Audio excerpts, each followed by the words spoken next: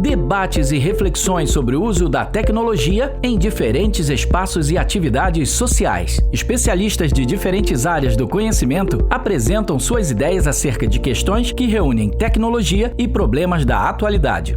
Este é o seu podcast Tecnologia em Perspectiva. Sejam bem-vindos a mais uma edição do Tecnologia em Perspectiva versão podcast. Eu sou o Vitor Quaresma e hoje nós vamos falar sobre um assunto que para algumas pessoas pode trazer aquele sentimento de nostalgia, de saudade, ou se você já nasceu na era digital, quem sabe despertar em você aí uma curiosidade para essa tecnologia analógica. Em uma volta ao passado, vamos falar sobre vinil, livros físicos e a paixão por colecionar, que é mais conhecido como colecionismo, e nós vamos entender, inclusive, o que significa colecionismo. Para enriquecer a nossa discussão, vamos conversar com o professor José Rogério Lopes, que é doutor em Ciências Sociais pela PUC de São Paulo, e com o professor Leonardo de Marque, que é doutor em Comunicação e Cultura pela UFRJ. Sejam bem-vindos, professores. Obrigado, Vitor. Prazer estar aqui de novo com vocês. O prazer é todo nosso e queremos também recepcionar o professor Leonardo de Marque. Seja bem-vindo, professor. Olá, Victor. Muito obrigado. Prazer estar aqui com vocês. Então, para a gente poder começar, nesse nosso bate-papo, queria fazer a seguinte pergunta. Qual é a coleção do sonho para vocês? Porque, assim, às vezes a gente tem aquelas coleções que a gente pode ter e aquelas que a gente, por algum motivo, ainda não pode ter. Então, qual seria a coleção do sonho de vocês, professor José? O meu seria uma coleção de garrafas de cervejas internacionais, daquelas que seguem a lei de pureza de fabricação alemã. Ah, sim, claro. De preferência cheias. Mas aí eu tenho que fazer outra pergunta, mas aí a coleção, o senhor vai guardar as cervejas fechadas ou iria utilizar a sua coleção, professor?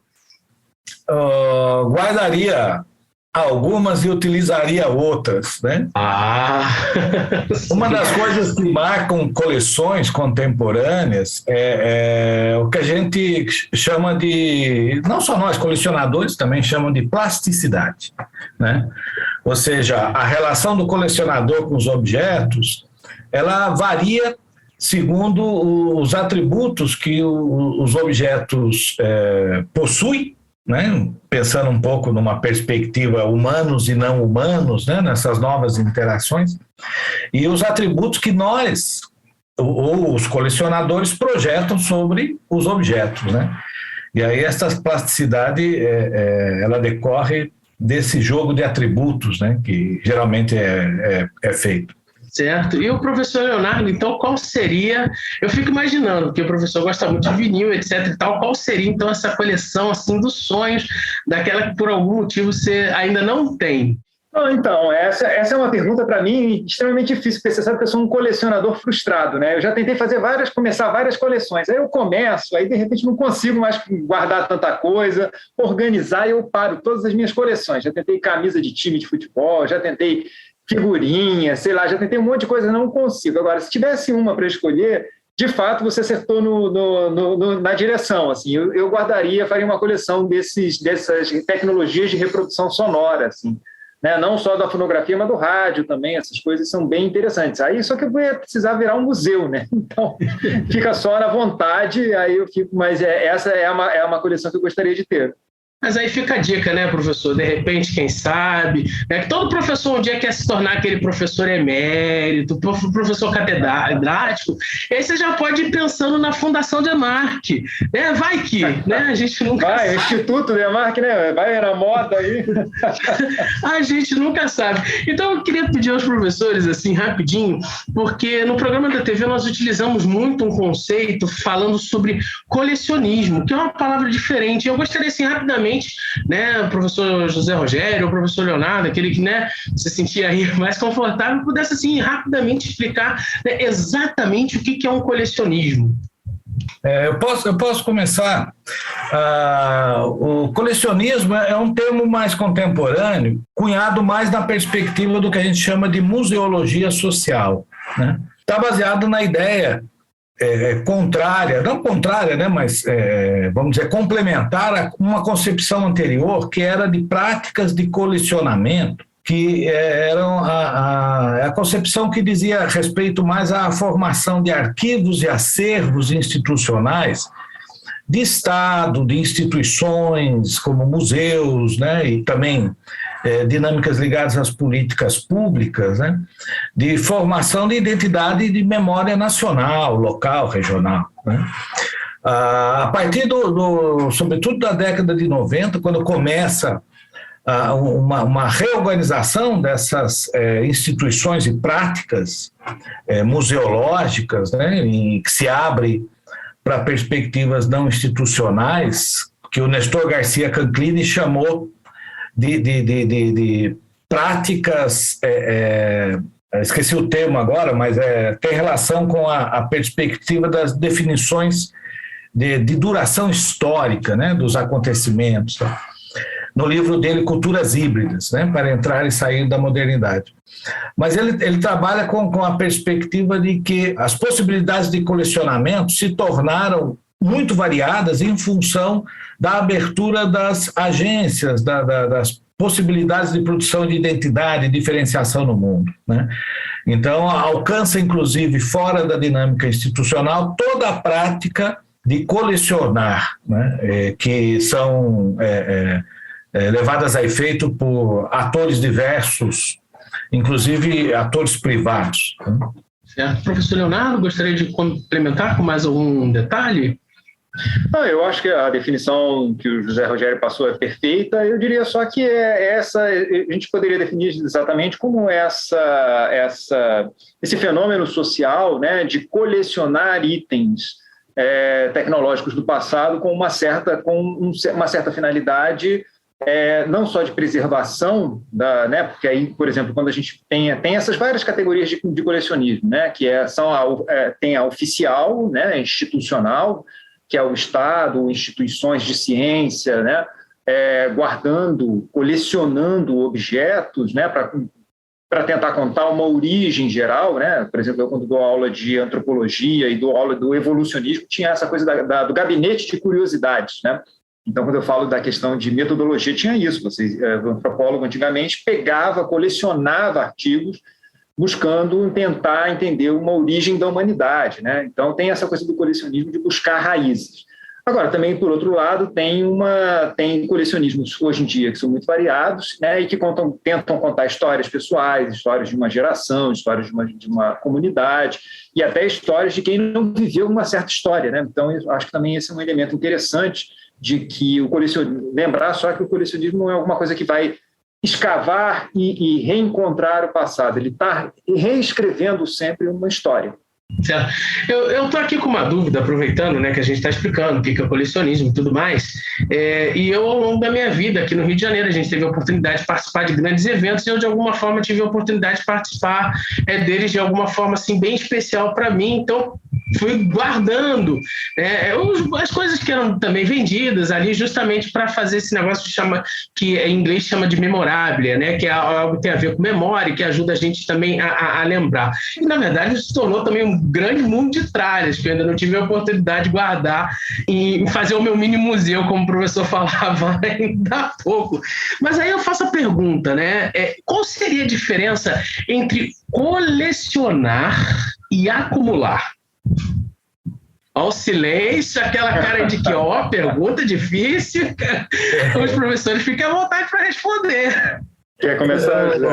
Eu escrevi um livro, Vitor, chamado Colecionismo, Memórias Coletivas e Patrimônios, em que eu começo o primeiro capítulo justamente por essa diferença. Mas eu não uso o termo acumular, né? Eu uso o termo guardar.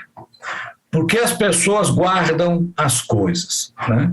E depois da sequência eu vou trabalhando a ideia de como se passa dessa prática, né, de guardar coisas para a coleção. Como eu falei lá no programa da TV, a passagem de uma coisa para outra se dá através de um aprendizado que aquele que guarda coisas em função de algum ciclo de vida, de um acontecimento relacionado a algum ciclo de vida, em algum momento ultrapassa esse ciclo com o conjunto de coisas guardadas que passa a adquirir uma biografia. Para compreender o sentido desse movimento, o sujeito que guarda essas coisas, então, ele começa a se inserir em redes, né, com outros colecionadores, e aí ele aprende a colecionar, né? Colecionar é um ato de aprendizagem, tem critérios, tem classificações, tem cuidados específicos que os objetos demandam, né? Formas específicas de dispor o objeto, a gente aprende a combinar, a produzir arranjos, né, desses objetos em função de uma dinâmica que é relacional, com outros pesquisadores, geralmente em rede, né? Quando ele passa por esse aprendizado, ele se torna colecionador, né? E ele vai maturando, vamos dizer, através da aprendizagem, essas práticas de colecionamento e de como elas se organizam do ponto de vista da experiência coletiva, né? Então, basicamente, a diferença é essa, né? E lá, em última instância, como eu dizia também no programa de TV, a dinâmica de quando se coleciona, quando se entende como colecionador, é comunicar o sentido desses objetos colecionados numa dinâmica pública, né? Numa esfera pública, por aí. Eu acho que a definição do José foi perfeita, né? Eu acho que é exatamente isso, né? Todo mundo guarda alguma coisa porque são objetos de memória, né? Viram certos locais de memória para os indivíduos.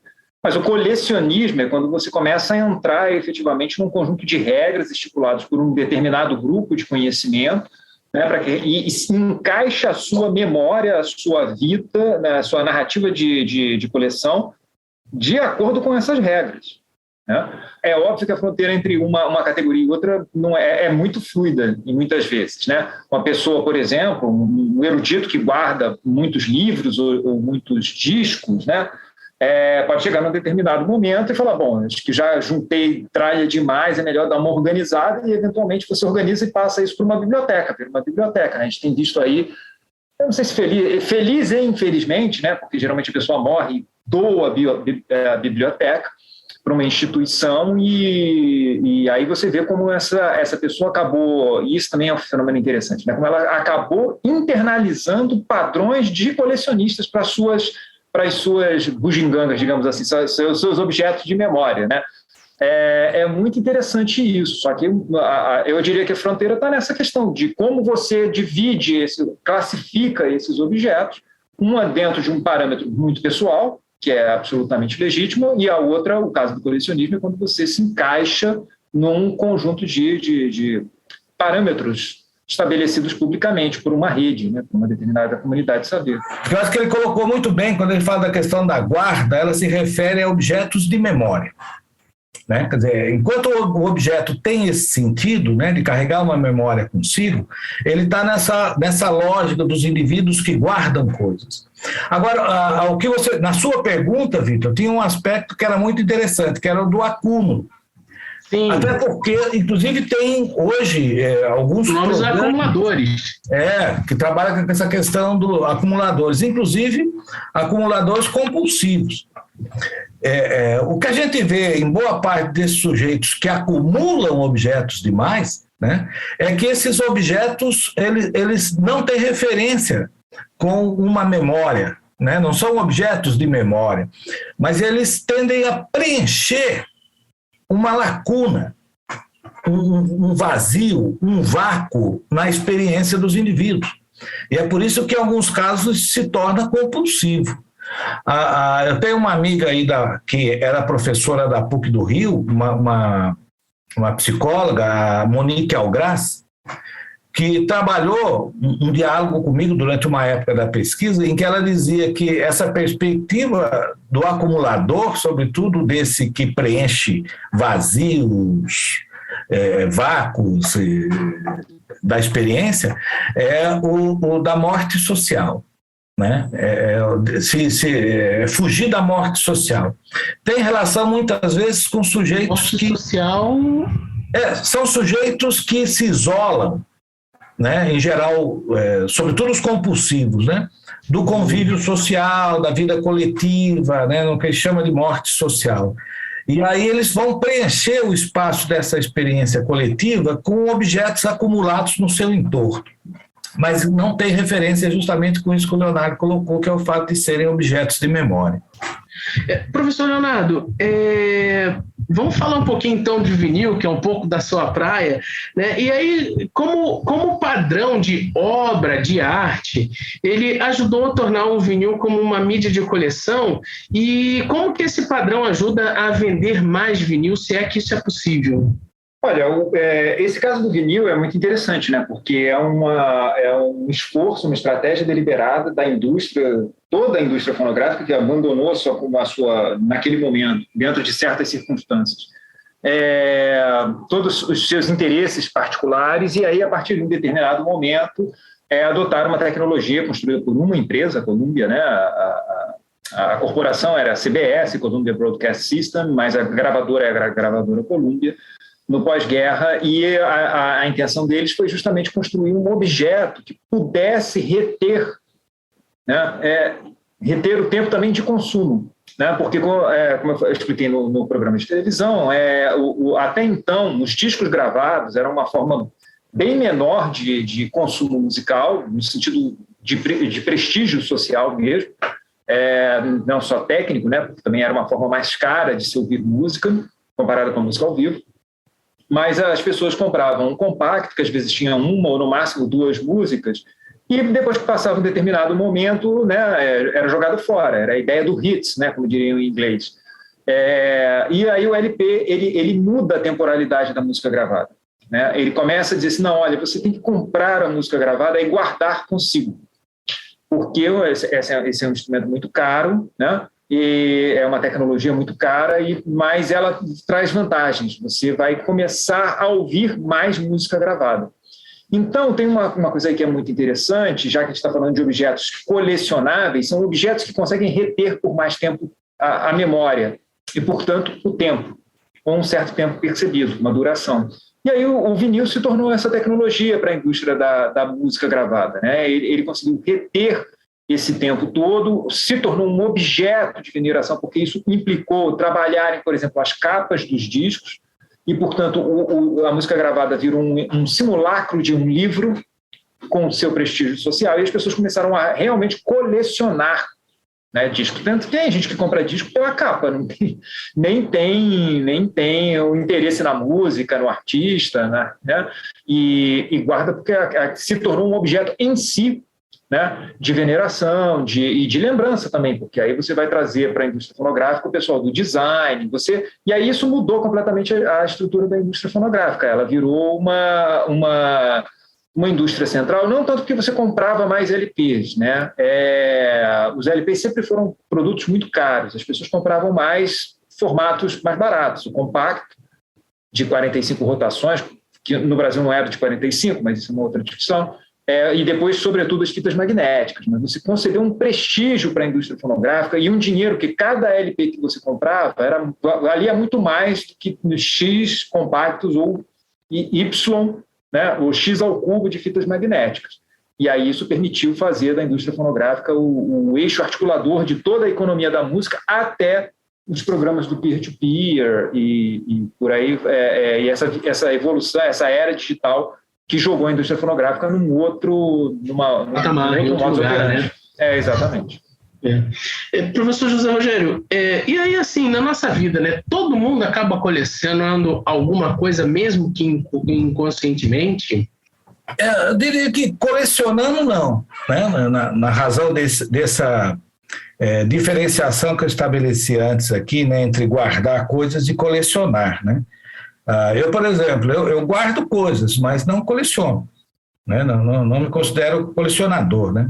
E conheço muitas pessoas que guardam coisas.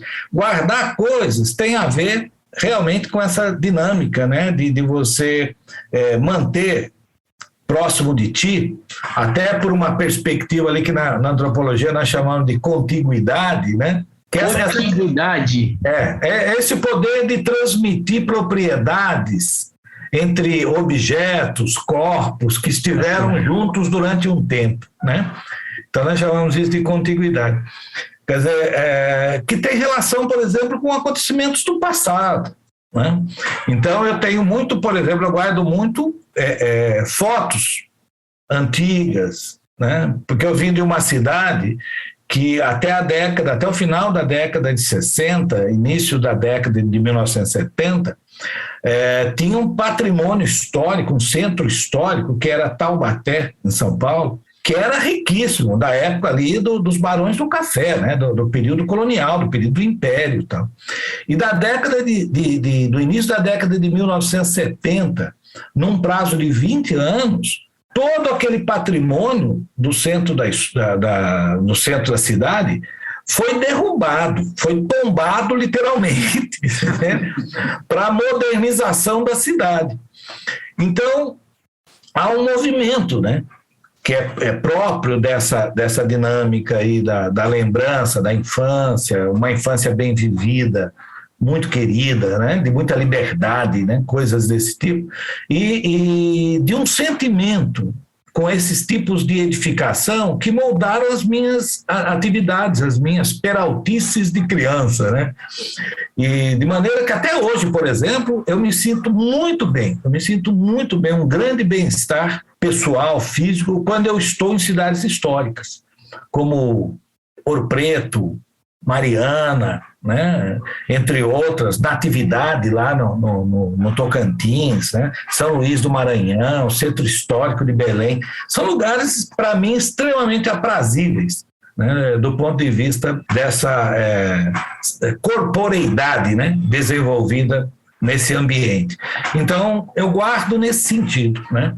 Mas coleção não, coleção é coisa realmente para iniciado.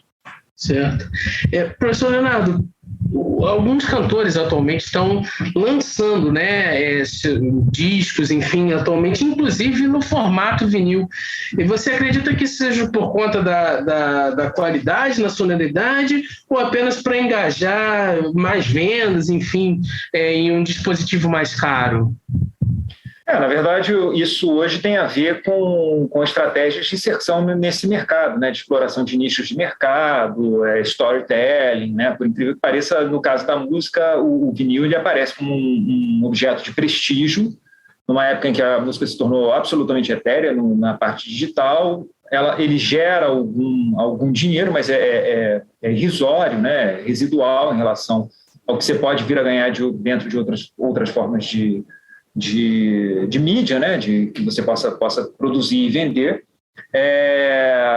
Mas é muito interessante também essa estratégia de continuar com o vinil, porque ele tem uma materialidade, uma fisicalidade, assim, digamos, aqui entre nós, porque isso lembra qual é a natureza, né, dessas tecnologias de reprodução, tanto sonora quanto imagéticas, né, do cinema, a fonografia. É importante a gente lembrar que nos Estados Unidos, onde eles se industrializaram, surgiram industrializados, né? Porque aí tem toda uma discussão sobre quem descobriu primeiro a capacidade de reprodução, gravação e reprodução do som, mas é indubitável que o Thomas Edison é o que ganha a patente, começa a produzir comercialmente essas tecnologias, mas é muito interessante porque os estadunidenses eles fizeram isso, né, com a intenção deliberada de manter no tempo registros de uma vida evanescente.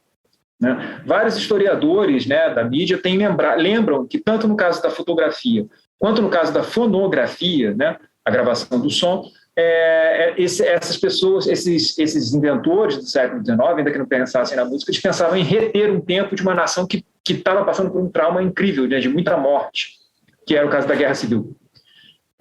Ou Guerra de Secessão nos Estados Unidos. Então, é muito interessante que toda vez que a gente está trabalhando com essas tecnologias de reprodução, né, de reprodução sonora, de imagem, a gente está lidando com esse medo de tudo ficar etéreo. Então, e, portanto, você não reter mais na memória. Então, é muito interessante que hoje, no auge do digital, você traga né, o vinil especificamente, por aquelas qualidades que eu falei há pouco, como um elemento absolutamente central de tentar reter a memória no momento de aceleração do tempo em que você justamente tem problemas como déficit de atenção, né, hiperestímulos dentro da mídia, da publicidade, etc. e tal. Então, é uma maneira de você também, no caso dos artistas, só para finalizar, de você trabalhar diferentes temporalidades da sua música no mundo de hoje. Então, assim, como vocês são professores, eu não posso deixar de fazer a seguinte pergunta, mas eu peço que a gente seja bem breve, porque o nosso tempo, infelizmente, já está acabando. Que dizer, estamos falando de coleções, colecionáveis, livros também são colecionáveis ou são uma necessidade? Eu acho que são as duas coisas. Quando a gente entende o quanto a gente necessita da leitura, né, para constituir, por exemplo, uma dinâmica cognitiva, intelectual, daquilo que alguns sociólogos, pensadores, né, que vem da herança do iluminismo, chamam de cultivação, né, cultural, da perspectiva intelectual, aí a gente tende a colecionar, né, livros e tende a se especializar em geral, né, num tipo específico de livro, romance, conto, novela breve, etc, etc, né? Mas isso também não é automático. Por exemplo, meu pai, que era um leitor, que era ávido leitor, ele sempre que acabava de ler um livro, ele passava adiante. Isso quer dizer, o livro não desaparece, mas ele circula, né? E fazer circular, sobretudo em rede, também é uma forma de colecionar de alguma maneira. Professor Leonardo, rapidamente, bem rapidinho.